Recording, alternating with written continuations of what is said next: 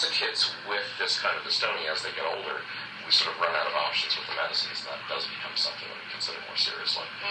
So there are a couple of surgical options, but we're not there.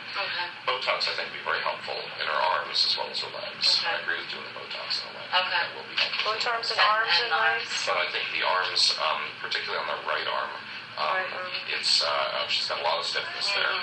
You would probably Botox both the biceps and the triceps, which sounds counterintuitive, but what you're trying to do is just loosen the whole thing up. I would probably do the same thing on the left side.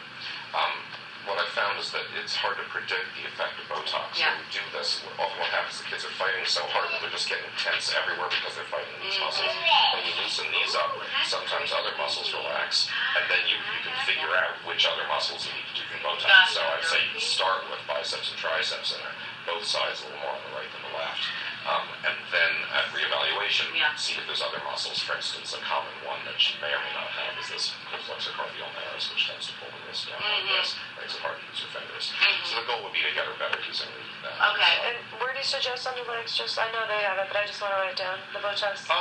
Mostly the medial hamstrings, and probably the gastrocnemius. I heard she's scissoring, but her adductors are not all that tight.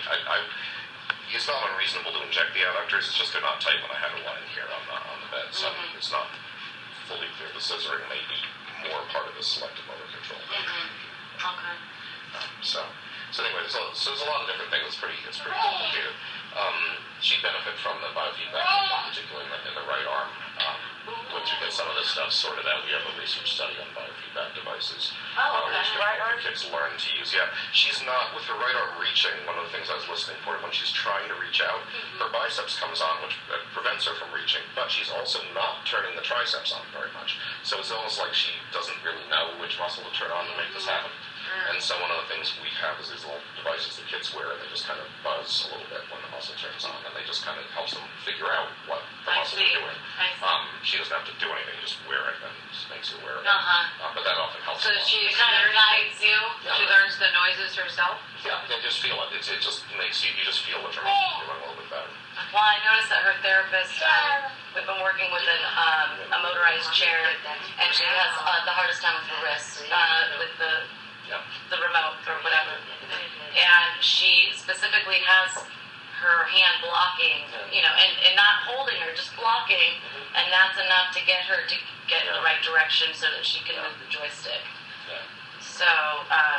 So again, there's a lot of stuff to do, and then the question is the logistics of how we're going to go about doing this.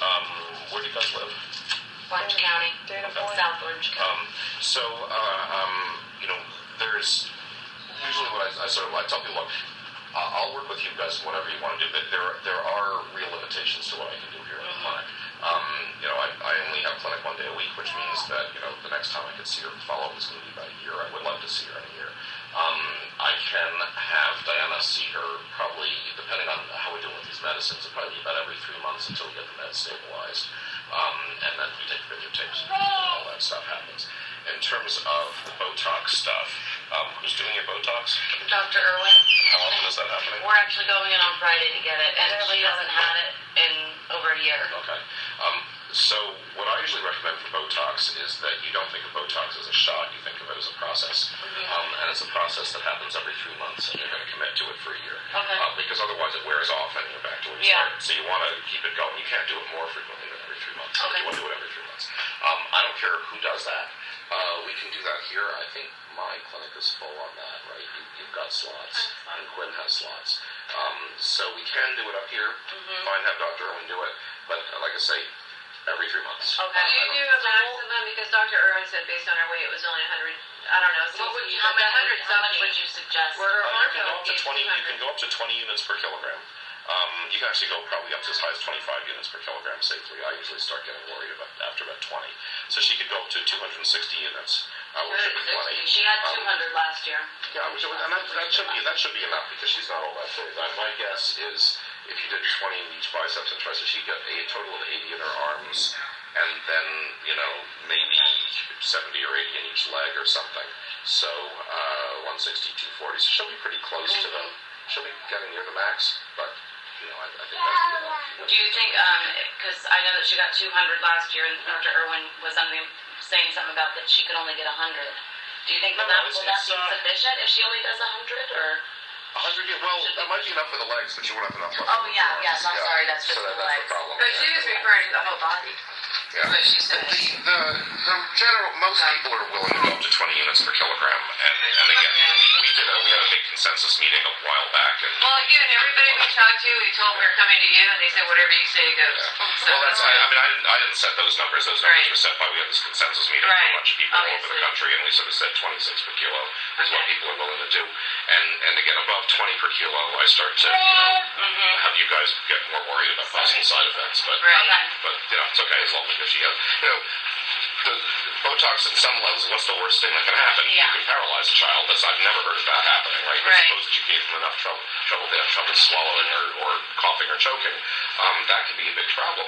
But the good news is it'll wear off in 3 months. Right. So at some level, I'm sort of like, yeah, I worry about this. I don't want to give kids side effects. But as long as you guys know what to look for and are okay with that, then I think you push it as hard as you can because you might as well get the benefits.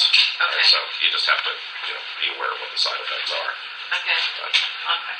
So, what do you think about, he did say the neurosurgeon was thinking about doing a tendon release in her wrist. I wouldn't.